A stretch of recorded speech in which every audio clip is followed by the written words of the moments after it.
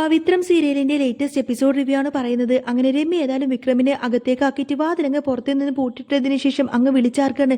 അയ്യോ ഓടി വരണേ എന്നൊക്കെ പറഞ്ഞ് വിളിച്ചാർക്കുന്ന സമയത്തിന് നാട്ടുകാരെല്ലാവരും അവിടെ കൂടുന്നുണ്ട്. സുധാകര മാഷ്, കമലമ്മയും നന്ദിനിയും വേദയും അങ്ങനെ എല്ലാവരും തന്നെ ഏതായിരിക്കും കള്ളൻ എന്നൊക്കെ അറിയാൻ വേണ്ടിയിട്ട് ആകാംക്ഷയോടെ ഇങ്ങനെ നോക്കി നിൽക്കുകയാണ്. ഇതേ സമയത്ത് തന്നെ ആയിരിക്കട്ടെ പോലീസുകാർ അങ്ങോട്ടേക്ക് വരുന്നത്. എന്നിട്ട് എവിടെ കള്ളൻ എന്ന് ചോദിക്കുന്ന സമയത്തിന് രമ്യ പറയുന്നത് അകത്ത് പൂട്ടിയിട്ടേക്കുവാണെന്ന് പറയും. പോലീസിനെ കാണുന്ന സമയത്തിന് ആകെ പേടിച്ചിങ്ങനെ ഭയന്നതുപോലെ നിൽക്കുമായിരിക്കും രമ്യ. എന്നിട്ട് പോലീസുകാർ വന്നിട്ട് അവർ ലോക്കങ്ങ് തുറങ്ങും. ഡോർ തുറന്നതിന് ശേഷം അവർ ലൈറ്റ് ഇട്ട് നോക്കുന്ന സമയത്തായിരിക്കട്ടോ ഇൻസ്പെക്ടറിന് വിക്രമിന്റെ മുഖം കാണുന്നത്. വിക്രമിനെ കണ്ടുകൊണ്ടതിന് പോലീസുകാരൻ അങ്ങ് ചിരിക്കാണ്. എന്നിട്ട് ചോദിക്കുന്നത് ഹാ നീ ആയിരുന്നോ? പോലീസിനെ കണ്ടുകൊണ്ടതിന് വിക്രമിന് ആകെ നിസ്സഹായാവസ്ഥയിലായിരിക്കും. വിക്രം പറയുന്നതിന് ഞാൻ ഒരു തെറ്റും ചെയ്തിട്ടില്ല സർ എന്ന് പറയുന്ന സമയത്തിന് പോലീസുകാരൻ വിക്രമിന്റെ അടുത്തേക്ക് വന്നുകൊണ്ടതിന് പറഞ്ഞിട്ട് അപ്പോ നിനക്ക് ഗുണ്ടാപണി മാത്രമല്ലേ, നീ പെൺവിഷയത്തിലും കുറച്ച് ഇൻട്രസ്റ്റ് ഒക്കെ കാണിക്കുന്ന ആളാണല്ലേ? എടോ നിനക്ക് നാണമില്ലടോ സ്വന്തം വീടിന്റെ തൊട്ടടുത്ത് താമസിക്കുന്ന ഒരു പെൺകുട്ടിയെ കയറി പിടിക്കാൻ? അന്നേരം വിക്രം പറഞ്ഞിട്ട് അതെ ഞാനൊരു തെറ്റും ചെയ്തില്ല, എന്നെ മനഃപൂർവ്വം ചതിച്ചതാണ് എന്ന് പറയുന്ന സമയത്തിന് വേദക്കൊരു ഷോക്കായിരിക്കും. അന്നേരം എസ് ഐ പറഞ്ഞിട്ട് അവനെ അറസ്റ്റ് ചെയ്തിങ്ങ് കൊണ്ടുപോവാ എന്ന് പറയുന്ന സമയത്തിന് പോലീസുകാർ വന്നിട്ട് വിക്രത്തിന് വിലങ്ങ് വെച്ച് കൊണ്ടുവരുന്നുണ്ട്. പോലീസുകാർ ഏതായാലും വിക്രമിനെ കൂട്ടിയിട്ട് ഇങ്ങനെ പുറത്തേക്ക് വന്നുകൊണ്ടതിന്റെ നാട്ടുകാരും അങ്ങനെ എല്ലാവരും അവിടെ കൂടി നിൽക്കുന്നുണ്ടാവും. പോലീസുകാർ അങ്ങനെ പുറത്തേക്ക് വന്ന് നോക്കുന്ന സമയത്തിന് നാട്ടുകാരും അതുപോലെ വിക്രമിന്റെ വീട്ടുകാരെല്ലാവരും അവിടെ കൂടി നിൽക്കുന്നുണ്ടാവും.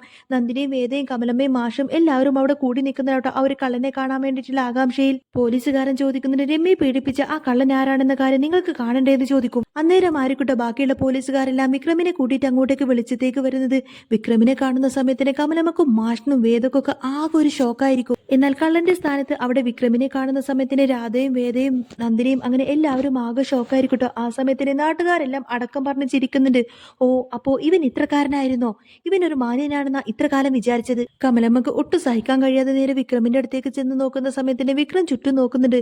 നാട്ടുകാരുടെയും വീട്ടുകാരുടെയും ബന്ധുക്കളുടെയും അങ്ങനെ എല്ലാവരുടെയും മുന്നിൽ താൻ ആകെ നാണം കെട്ടിരിക്കുന്നു, അതും ഒരു പെൺവിഷയത്തിൽ. ഇനി താൻ ഈ ഒരു ചീത്ത പേര് മാറ്റാൻ വേണ്ടിയിട്ട് എന്ത് ചെയ്യുമെന്നൊക്കെ ചിന്തിച്ച് ആകെ തല കുനിച്ച് നിൽക്കുമായിരിക്കട്ടോ വിക്രം. എന്നിട്ട് പയ്യെ ഇങ്ങനെ വേദയെ നോക്കും. വിക്രമിന്റെ ആ ഒരു നോട്ടത്തിൽ തന്നെ ആരോ വിക്രമിനെ ചതിച്ചതാണ് എന്ന കാര്യമെല്ലാം വേദക്ക് മനസ്സിലാവും. കമലമ്മ സങ്കടത്തോടെ ചോദിക്കുന്നുണ്ട് വിക്രം നീ എങ്ങനെയാണ് ഇവിടെ വന്നത്? ശരിക്കും എന്താ മോനെ സംഭവിച്ചത് എന്ന് ചോദിക്കും. അന്നേരം വിക്രം പറഞ്ഞിട്ട് അമ്മേ ഞാനൊരു തെറ്റും ചെയ്തിട്ടില്ല, എന്നെ മനഃപൂർവ്വം ഇവരൊക്കെ ചേർന്ന് ചതിച്ചതാന്ന് പറയുന്ന സമയത്തിന് വേദ ദേഷ്യപ്പെട്ട് ആ ഒരു ഇൻസ്പെക്ടറെ ഇങ്ങനെ നോക്കും. പോലീസുകാരൻ പറഞ്ഞിട്ട് ചോദ്യം പറച്ചിലൊക്കെ അങ്ങനെ സ്റ്റേഷനിൽ ചെന്നിട്ട് മതി, ഏതായാലും ഇപ്പൊ ഇവനെ കൂട്ടിട്ട് ജീപ്പിൽ കയറി എന്നൊക്കെ പറഞ്ഞ് വിക്രമിനെ പോലീസുകാരോട് ഇങ്ങനെ ജീപ്പിൽ കയറ്റാൻ പറയാണ്.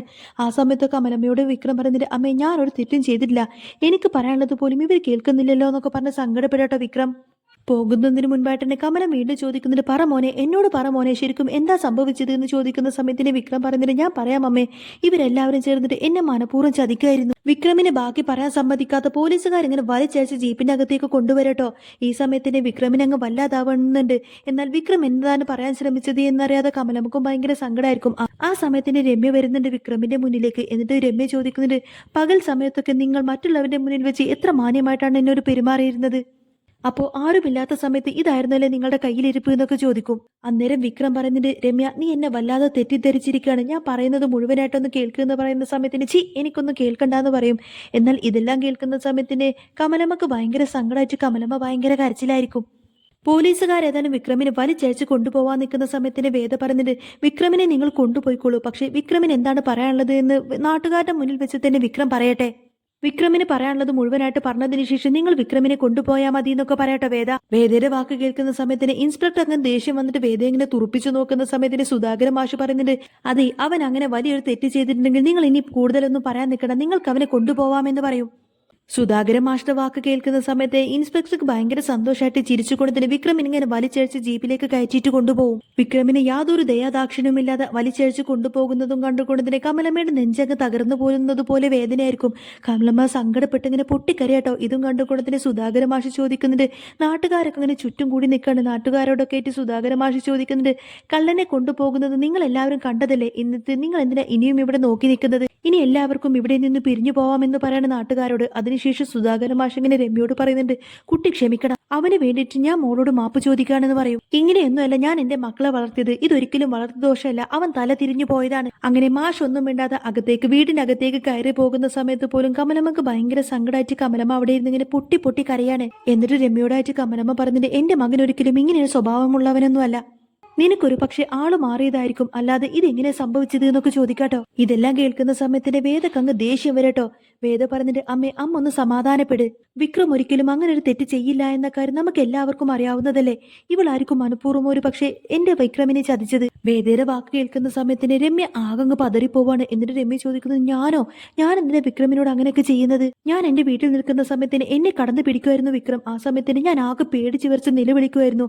ആ ഒരു പേടി എനിക്ക് ഇതുവരെ മാറിയിട്ടില്ല എന്നൊക്കെ പറയാട്ടോ രമ്യയുടെ വാക്ക് കേൾക്കുന്ന സമയത്തിന് കമലമ്മക്ക് ഒട്ടും സഹിക്കാൻ കഴിയാതെ കമലമ്മ ഭയങ്കര കരച്ചിലായിരിക്കും. കമലമ്മയുടെ കരച്ചിൽ കണ്ടുകൊണ്ട് തന്നെ രാധക്കും ഭയങ്കര സങ്കടാവാണ്. എന്നാൽ കമലമ്മയുടെ ഈ ഒരു സങ്കടമെല്ലാം കാണുന്ന സമയത്തിന് എങ്ങനെ താൻ അമ്മയെ ആശ്വസിപ്പിക്കുമെന്നൊക്കെ ചിന്തിച്ച് ആകെ നിസ്സഹായ അവസ്ഥയിലായിരിക്കട്ടോ വേദ പറഞ്ഞിട്ട് അമ്മ സങ്കടപ്പാടാതിരിക്ക്, വാ അമ്മേ നമുക്ക് വീട്ടിലേക്ക് പോവാമെന്ന് പറയുന്ന സമയത്തിന് നന്ദിനിയും രാധയും ചേർന്നുകൊണ്ട് തന്നെ കമലമ്മയെ വീട്ടിലേക്ക് കൂട്ടിക്കൊണ്ടു പോകുന്നുണ്ട്.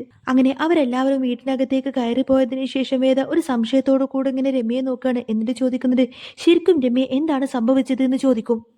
എന്റെ വിക്രം ഒരിക്കലും ഇങ്ങനെ ഒരു കാര്യം ചെയ്യില്ല എന്ന കാര്യം മറ്റാരേക്കാളും എനിക്ക് നന്നായിട്ടറിയാം. അതുകൊണ്ട് എന്താണ് സംഭവിച്ചത് എന്ന് സത്യം പറയാന്നൊക്കെ പറയായിരിക്കട്ടെ വേദ. അന്നേരം വേദ പറഞ്ഞിട്ട് ഞാനും ഒരിക്കലും പ്രതീക്ഷിച്ചിരുന്നില്ല വിക്രം ചേട്ടൻ ഇങ്ങനെ ഒരു കാര്യം ചെയ്യുമെന്ന്. വിക്രം ചേട്ടൻ ശരിക്കും എന്നെ കടന്നു പിടിക്കുമായിരുന്നു എന്നൊക്കെ പറഞ്ഞിങ്ങനെ തല താഴ്ത്തി നിൽക്കുമായിരിക്കട്ടോ രമ്യ. എന്നാൽ അതിൽ കള്ളത്തരമുണ്ട് എന്നെല്ലാം വേദക്ക് മനസ്സിലാവും. വേദ പറയുന്നുണ്ട്, ഇതിനകത്ത് എന്താ സംഭവിച്ചതെന്ന് ഞാൻ കണ്ടുപിടിച്ചോളാം എന്നൊക്കെ പറഞ്ഞ് ഒരു വെല്ലുവിളി പോലെ പറയാണ് വേദയുടെ ആ ഒരു ഭീഷണി സ്വരം കേൾക്കുന്ന സമയത്തിന് രമ്യക്ക് ആകെ പേടിയാവും. രമ്യ വേഗം അകത്തേക്ക് കയറി ചെന്നതിന് ശേഷം നേരെ ശ്രീകാന്തിന്റെ ഫോണിലേക്ക് വിളിക്കുന്നുണ്ട്. ശ്രീകാന്ത് ഭയങ്കര ആകാംക്ഷയോട് സന്തോഷത്തോടു കൂടി ഫോൺ എടുത്ത് ചോദിക്കുന്നുണ്ട്, എന്തായി കാര്യങ്ങളൊക്കെ? നമ്മൾ വിചാരിച്ചതുപോലെ, നമ്മൾ പ്ലാൻ ചെയ്തതുപോലെ കാര്യങ്ങളൊക്കെ നടന്നില്ലേ എന്ന് ചോദിക്കും. അന്നേരം രമ്യ പറഞ്ഞിട്ട്, സാറ് പറഞ്ഞതുപോലെ നമ്മൾ പ്ലാൻ ചെയ്തതുപോലെ തന്നെ എല്ലാ കാര്യങ്ങളും ചെയ്തിട്ടുണ്ട്, എല്ലാ കാര്യങ്ങളും സക്സസ് ആയിട്ടുണ്ട്. പക്ഷെ എല്ലാം ചെയ്തതിന് ശേഷം എനിക്കെന്തോ വല്ലാത്തൊരു കുറ്റബോധം പോലെ. അന്നേരം ശ്രീകാന്ത് ചോദിക്കുന്നുണ്ട്, നീ നിന്റെ ജോലിയല്ലേ ചെയ്തത്? അല്ല നിനക്കെന്തിനാ കുറ്റബോധം? ഞാൻ നിനക്ക് നീ പറഞ്ഞ കാശ് തന്നിരിക്കും. നിനക്ക് അങ്ങനെ കുറ്റബോധത്തിന്റെ ആവശ്യമൊന്നുമില്ല. അതിന് നിനക്ക് അവനെ മുൻപരിചയമൊന്നും ഇല്ലല്ലോ. അന്നേരം രമ്യ പറഞ്ഞിട്ട്, ഇനി എന്തൊക്കെ തന്നെ പറഞ്ഞാലും അയാളുടെ പെരുമാറ്റത്തിലും അയാളെ കണ്ടാലൊന്നും അയാളൊരു ഗുണ്ടയാണെന്നൊന്നും തോന്നില്ല. എന്താണെങ്കിലും നല്ലൊരു വ്യക്തിയാണ് വിക്രം. അതേതായാലും കുറച്ച് സമയം കൊണ്ട് തന്നെ എനിക്ക് മനസ്സിലായി സർ. അന്നേരം ശ്രീകാന്തിന് ദേഷ്യം വരേണ്ട. ശ്രീകാന്ത് പറഞ്ഞിട്ട്, അതെ ഞാൻ പറയുന്ന പ്രവൃത്തി ചെയ്യാനാണ് ഞാൻ നിന്നെ അവിടെ താമസിപ്പിച്ചത്, അല്ലാതെ അവനെ ഇങ്ങനെ പുകഴ്ത്തി പറയാനില്ല. ഇങ്ങനെ അവന്റെ പരമ്പുഴാനം എനിക്ക് കേൾക്കേണ്ടതുമില്ല. ഏതായാലും നിന്റെ ആ വീട്ടിലെ ജോലി കഴിഞ്ഞു. നിനക്ക് ഇനി അവിടെ നിന്ന് നാളെ തന്നെ താമസം മാറാം. ഇനി ബാക്കിയെല്ലാം നമുക്ക് നേരിട്ട് സംസാരിക്കാമെന്നൊക്കെ പറഞ്ഞുകൊണ്ടായിരിക്കും ശ്രീകാന്ത് ഫോൺ കട്ട് ചെയ്യുന്നത്. ഫോൺ കട്ടാക്കിയതിന് ശേഷം രമ്യക്ക് ആകെ പേടിയായിരിക്കും. കാരണം വേദ തന്നെ വെല്ലുവിളിച്ചതിലെ ഇനി ഒരു പക്ഷെ സത്യം എങ്ങാനും തെളിയുമോ, താൻ എങ്ങാനും കുടുങ്ങുമോ എന്നൊക്കെ ചിന്തിച്ച് ആ ഒരു പേടിയായിരിക്കട്ടെ രമ്യക്ക്. വീട്ടിലേക്ക് തിരിച്ചെത്തിയതിന് ശേഷം കമലമ്മക്ക് ഈ ഒരു സംഭവം ഒട്ടും തന്നെ സഹിക്കാൻ കഴിയാതെ കമലമ്മ ഭയങ്കര സങ്കടപ്പെട്ടിങ്ങനെ പൊട്ടിക്കരിയാണ്. ഇതും കണ്ടുകൊണ്ടതിന് സുധാകര മാഷ് പറയുന്നുണ്ട്, സ്ത്രീ പീഡന കേസിൽ അകപ്പെട്ട ഒരു പ്രതിയുടെ അച്ഛൻ എന്ന പേരിലായിരിക്കും ഇനി ഒരു പക്ഷെ എന്നെ അറിയപ്പെടാൻ എന്റെ വിധി. അന്നേരം കമലമ്മ പറഞ്ഞിട്ട്, മാഷ് നമ്മുടെ മോനെ ഇങ്ങനെ കുറ്റപ്പെടുത്തലേ. എന്റെ മകൻ വിക്രം ഒരിക്കലും അങ്ങനെ ഒരു തെറ്റ് ചെയ്യില്ല. ഇതാരോ മനഃപൂർവ്വം അവനെ ഇട്ട് ചതിച്ചതാണ് എന്നൊക്കെ പറയട്ടെ കമലമ്മ. അന്നേരം വേദ പറഞ്ഞിട്ട്, അതേ അച്ഛാ, വിക്രം ഒരിക്കലും ഇങ്ങനൊരു തെറ്റ് ചെയ്യില്ല. ആരോ മനഃപൂർവ്വം ചേർന്ന് കൊടുത്തിട്ട് വിക്രത്തിനെ ഇങ്ങനൊരു കേസിൽ പെടുത്തിയതാണ്. അമ്മയെ പോലെ തന്നെ വിക്രമിന്റെ കാര്യത്തിൽ എനിക്കും നല്ല വിശ്വാസമാണ് എന്നൊക്കെ പറയും വേദയുടെ വാക്ക് കേൾക്കുന്ന സമയത്തിന് മാഷ് ഇങ്ങനെ കമലത്തിനെയും വേദയെ മാറി മാറി നോക്കുന്ന സമയത്തിന് നന്ദിനി പറഞ്ഞിട്ട്, അതേ അച്ഛാ, ഇത് മനഃപൂർവ്വം ആരോ ചേർന്നിട്ട് വിക്രമിനെ ചതിച്ചതാ, അല്ലാതെ ഒരിക്കലും വിക്രം ഇങ്ങനൊരു തെറ്റ് ചെയ്യുമെന്ന് എനിക്ക് തോന്നുന്നില്ല. അല്ലെങ്കിലും അവളുടെ നോട്ടം കണ്ടപ്പോഴേ എനിക്കൊരു സംശയമുണ്ടായിരുന്നു. അവൾ തന്നെയായിരിക്കും വിക്രമിനെ മനഃപൂർവ്വം ചതിച്ചത്. വിക്രമിന് ചുറ്റും ശത്രുക്കളുള്ളത് കൊണ്ട് തന്നെ അത് ഏതൊക്കെ വഴിയിലാണ് വരുന്നതെന്ന് നമുക്കറിയില്ലല്ലോ. പാവം വിക്രം ഇതാരോ മനഃപൂർവ്വം കരുതി കൂട്ടി ചെയ്തത് തന്നെയായിരിക്കും സ്ത്രീ പീഡന കേസിൽ അകപ്പെടുത്താൻ വേണ്ടിയിട്ട്.